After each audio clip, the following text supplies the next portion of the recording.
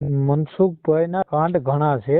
હમ એમાંથી ભયંકર કાંડ મારી નજરની સામે અને ચોટીલામાં 150 જણાએ જોયો હતો.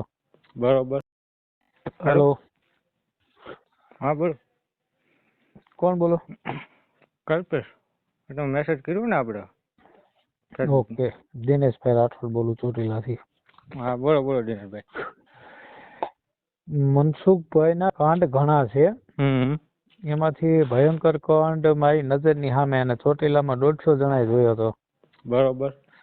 એના જ કુટુંબનો એક છોકરો છે, હા હા ઉપગઢનો. હા હા એ છોકરાને લગ્ન કર્યા ચોટીલા, બરોબર. પ્રોપર ચોટીલાની બાજુમાં ઝીંઝુડા ગામ છે હા હા ત્યાં. બરોબર. હું રાઠોડ પરિવારમાંથી આવું. એ ભાઈ રાઠોડ જ છે. આપણે જ્ઞાતિમાં ને અટકમાં ને એમાં ક્યાંય પડતા નથી ને એમાં કઈ માનતાય નથી. ના ના એ તો બરોબર. એટલે આ ભાઈનું કાર્ડ શું હતું મનસુખભાઈનું?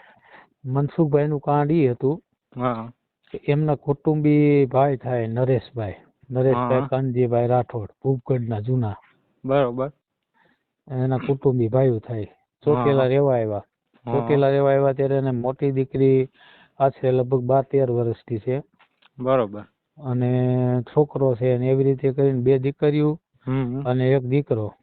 આ 3 સંતાન હતા. 3 સંતાન થયા પછી એના કુટુંબી ભાઈને બીજે પ્રેમ થઈ ગયો. બરોબર. મનસુખભાઈનો ભાઈ નરેશ. બરોબર. હા હા પ્રેમ થઈ ગયો. પ્રેમ થઈ ગયો. અને પ્રેમ થઈ ગયા પછી ઈ ભાઈ બીજી બાઈ લઈને વયો ગયો. હા બાઈ લઈને જતા રહ્યા પછી એ મેટર આવી અમારી આગળ. હા સમાજ લેવલે. હા એટલે દીકરીના બાપા હતા ને એ બધા અમારી પાસે આવ્યા કે ભાઈ આનું શું કરવું, તમે સમાજના બધા છો તો તમે અમને મારી દીકરીને ન્યાય અપાવો. એટલે મનસુખભાઈ ભાઈ બગાડી લઈ ગયો છોકરી. કુટુંબી ભાઈ થાય એને. બરોબર. અહીં ચોટીલામાં એનું મકાન છે. હા અને અહીંયા જ રહે. પછી છોકરી આપણા સમાજની હતી કે બીજા સમાજની? છોકરી તો મેરેજ કર્યા હોય તો આપણી સમાજની હોય ને. બરોબર. હા અને પછી ભગાડીને લઈ ગયો એ આપણી સમાજની જ. બરોબર. ન્યાય એને બીજું ઘર બગાડ્યું સામાવાળાનું. બરોબર. હા બીજાની બાઈ ને ઉપાડી. બરાબર. બીજાની બાઈ ને ઉપાડ્યા પછી મનસુખભાઈ એને પ્રોત્સાહન આપ્યું. હા પછી મનસુખભાઈએ આ જે પરણેતર પેલી બાઈ જે પરણેલી હતી ને, આ સમાજની દીકરીઓ ભાગી જાય ન્યાય પ્રોત્સાહન દે મનસુખભાઈ? આપ્યું અમારી નજર સામે આપ્યું. હું મુદ્દાથી પહેલેથી વાત કરું. ઉપગઢના નરેશભાઈ કાનજીભાઈ રાઠોડ. બરોબર. એના મેરેજ થયા આશરે આજથી 15 વર્ષ કે 15-16 વર્ષ પહેલા. ઝીંઝુડા ગામ છે ત્યાંના. અને ચોટીલામાં હાલ રહે છે. રાજાભાઈ ગેલાભાઈ. એના ઘરે એના લગ્ન થયા. લગ્ન થયા ત્યાં સુધી બાઈ ડાય હતી. કાંઈ વાંધો નહોતો. 3 સંતાન થયા. ત્યાં સુધી વાંધો નહોતો. 3 છોકરા ઈ મોટા આમ ઉંમર લાયક થવા માંડ્યા અને ત્યાં સુધી વાંધો નહોતો. ને પછી એને પ્રેમ થઈ ગયો બીજી છોકરી હારે. બરોબર. આને બગાડીને બીજી હારે પ્રેમ કર્યો એન ભાઈ. પેલા તો લગ્ન જ કર્યા હતા. બરોબર. પેલા તો સમાજની દ્રષ્ટિએ લગ્ન કર્યા પછી બીજીને લઈને ભાગી ગયો. બીજી લઈને ભાગી ગયા પછી મનસુખભાઈ આવ્યા સમાધાન માટે. ભાઈ આનો રસ્તો કાઢો. રાજાને ગમતી રાણી કે સાણા વીણતી આણી. બરોબર. આ ભાઈ ને કે તેવડ હશે તો 2 ભાઈ કરીએ છીએ. બરોબર. એક મોસરીએ 2 રૂમ હોય. એક રૂમમાં આ બાઈ રે નવી ને એક રૂમમાં જૂની બાઈ રે. તો આ જે પરણેતર જે લગ્ન કરેલા હતા ને એ દીકરીના બાપાએ હા પાડી. કે અમને કાંઈ વાંધો નથી પણ કે સંતાનો રહ્યા ને એ મારી દીકરીને આપી દે, એની રીતે એનો ઉછેર કરશે અને ઘટતું છે એમ આપશું અમારી હાજરીમાં, સમાજની હાજરીમાં. બરોબર. પછી ત્યારે મનસુખભાઈ હતા ને, મનસુખભાઈ એવું બોલ્યા ને એટલે પછી ત્યારે હું પોતે દિનેશભાઈ રાઠોડ હું બોલ્યો હતો કે મનસુખભાઈ તમે તમારી દીકરીને મેરેજ કર્યા, તમે અત્યારે કયો છો કે રાજાને ગમતી રાણી અને સાણા વીણતી આણી, એક રૂમમાં આ રે ને એક રૂમમાં જૂની બાઈ રે ને એક રૂમમાં નવી બાઈ રે, આવું તમે કયો છો. કાલે તમારી દીકરીના લગ્ન કર્યા છે તમે આપણે શું કયો શમશાનમાં. કાલે તમારી દીકરી 10 વર્ષ પછી 15 વર્ષ પછી એનો ઘરવાળો મૂકીને બીજો કોઈક જમાઈ પસંદ કરશે તો તમે 2 જમાઈને એક્સેપ્ટ કરશો? એક મકાનમાં નવો જમાઈ રે ને એક મકાનમાં જૂનો જમાઈ રે. કેમ કે બાબા સાહેબે તો કીધું ને દીકરો દીકરી બે એક સમાન એમ. હા હા કે જો જણ એક જણ હોય ઈ બે બાયું રાખી શકતો હોય તો બાઈ બે જણ રાખી શકે ને. રાખી શકે ને. હા આવું મેં જાહેરમાં કીધું ને એટલે ઈ ભાઈએ મને અડધૂર કર્યો થોડોક. હા હા મનસુખભાઈ મારા વિદ્યાએ બનાવ્યા હતા. બરોબર. અને એટલે આપણે એમ કે ટૂંકમાં એની સામું નહીં બોલવાનું, એની સામું બોલો એટલે હા, તમારો વિરોધ કરે, હા, તમારો ઓડિયો હા, ચડાવી તમારી બદનામી કરે. હા આપણે સમાજનું કામ કરતા હોય તો આપણે ક્યાંક વીક પોઈન્ટ તો આવતો જ હોય. હા હા એમાં મારી ઉપર એક ફરિયાદ થઈ હતી, ઈ ખોટી જ હતી, એ અત્યારે અમારા કોર્ટમાં હાલે છે. હા હા એમાં ઈ મારી અગેન્સ્ટ જે ફરિયાદ કરવા વાળા હોય હા ઈ બોલતા હોય બધું સાચું જ ન હોય. અત્યારે દાખલા તરીકે હું તમારી ઉપર ફરિયાદ કરતો હોય તો હું તો હીરો જ બનીને ફરિયાદ કરતો હોય ને. હા એ તો બરોબર છે. અરે પછી શું થયું આ બાબતમાં?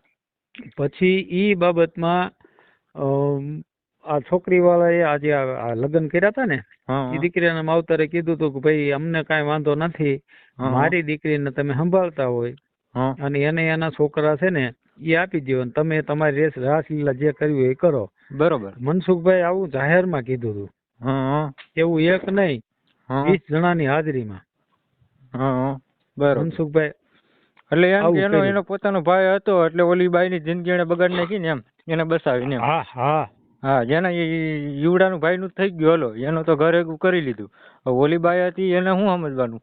એટલે એનો તો ટૂંકમાં જીવન સવાલ એને કરો, એના બે દીકરા. હા ઈ સવાલ કરો કે તમે આ બીજાને કોઈક ભાગી જાય ને એના વિડિયા બનાવો છો તો તમારો કુટુંબી ભાઈ છે નરેશભાઈ, એનો કોર્ટનો કેસ હાલે છે. 4 તારીખ ગઈ 4 તારીખની એની મુદત હતી, એ ભાઈ આવ્યા નથી.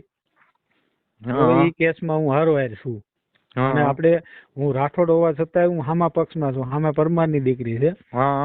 આપણે પરમારમાં મકવાણા રાઠોડમાં એમાં કઈ માનતા નથી. ના ના એ તો આપણે સમાજની દીકરી હોય બરોબર, જે હાથું એની પડખે આપણે ઉભું રહેવાનું હોય. આપણે એ દીકરીના પક્ષમાં જ છીએ. બરોબર. હવે ઈ લોકો હવે એમ કહે છે કે સમાધાન કરો ને પૂરું કરો ને, પછી દીકરી વાળા એમ કે છે કે દિનેશભાઈ કહેશે ને ત્યારે પૂરું થાય. અને આપણે તો પૂરું કરવામાં આપણે ક્યાંય પાપમાં પડવું નથી. ના ના એ તો બરોબર છે, પણ એમને છોકરી એમ કે મારે પૂરું કરવું છે તો કરાવી નાખવાનું. એ પોતાનો ભાઈ બીજે સિનાળવા કરી આવ્યો અને પ્રેમ કરી આવ્યો બરોબર, તો એને હંગરી લીધો. કદાચ એ બાઈએ કર્યું હોત એવું તો એની ઉપર તો આવડા લોકો પાટા પાડત ને. સવાલ જ નથી ને. આ તો એનો ભાઈ હતો એટલે એને પોતાને મનસુખભાઈ ને પોતાને દીકરી છે, એને શમશાનમાં પરણાવી છે અને તાઇફા એવા કર્યા છે. ઈ દીકરીને કાલ 12-15 વર્ષનું થાય ને પછી બીજે પ્રેમ થઈ જાય તો એ મનસુખભાઈ જમાઈ તરીકે બીજા છોકરાને સ્વીકારશે અને જૂનાને સ્વીકારશે? ખાલી ઈ સવાલ એને પૂછવાનો છે. હા ઈ બરોબર છે. નહીં તો કોઈ સ્વીકારે જ નહીં ને. એ તો ઘરે આવે ક્યાં સ્વીકારે? તો બીજાની દીકરીઓ જિંદગી બગાડી શકો. બીજાને થોપવાની ક્યાં વાત છે? બીજા ઉપર થોપી બેહાડવાની વાત. હા એટલે હું તમને ઈ જ વાત કહું, પોતાની દીકરી હોય, પોતાની દીકરી ઉપર થયું હોય કોઈ પોતાની દીકરીને થોડી જિંદગી બગાડે. એ તો બીજાની દીકરી હતી એટલે એને જિંદગી બગાડી ને એની સહકાર આપીને. કારણ કે એ તો એને પોતાની હતી નહીં, એને પોતાનો જ ભાઈ હતો એટલે એને એનો સંસાર મંડવી દીધું અને ઓલાની જિંદગી બરબાદ થઈ ને છોકરીની. તમારી પોસ્ટ જોઈ ને લાંબા ટીલા ઓલું કીધું ને એટલે હું સમજી ગયો કે આ મનસુખ ની જ વાત થાય છે. ના ના એટલે જ આપણે એને આવા જો મનસુખ જેવા સમાજમાં 10-12 પેદા થાય ને તો RSS આપણને ક્યાંય નડતું જ નથી. ઈ જ વાત છે. અને આ હે ને આપણો મોટામાં મોટો દુશ્મન સમાજમાં આવા છે કિલ્લાવાળા. સમાજ માટે ઘણો હાનિકારક છે. વિદ્રોહ ઉભો કરીને વિડિયા બનાવીને જેના તેના વિદ્રોહ ઉભો કરે. ઓલા ગમી સમાજને એનો ભૂતકાળ અત્યારે દારૂડિયા જુગારિયા બધાને કે છે એનો ભૂતકાળ ભૂલી ગયો. એ દારૂના અડ્ડા તો હકાવતો હતો. જસદણ તાલુકાનો વિછિયા તાલુકાનું અજમેર ગામ છે ને, ત્યાંથી છોકરા જતા હતા દારૂ ઉતારવા. ઈ પોતે દારૂનો ધંધો કરતો હતો. બરોબર. અને 500 રૂપિયા એક નાઈટ ના કામમાં આપતો પૈસા. બધા મારી પાસે પુરાવા હોય. પણ આપણે એવું સમજતા હોય કે આ સમાજનો દીકરો છે અને આને ક્યાંય ખોટી રીતે આપણે ક્યાંય નથી આડું આવવું. ના ના આપણે હવે તમતાર આ ઓડિયો આપણે ચડાવીશું અને એના માધ્યમથી આપણે મનસુખભાઈ સુધી પુગાડીશું અને પછી મનસુખભાઈ દે જવાબ આનો પછી સમાજને. જે કોકની દીકરીની જિંદગી બરબાદ કરે તેનું ચડાવવું જ પડે ને ભાઈ આપણે. ના ના કઈ વાંધો નહીં દિનેશભાઈ, મળ્યા પછી બરોબર આપણે ક્યારેક. કઈ વાંધો નહીં.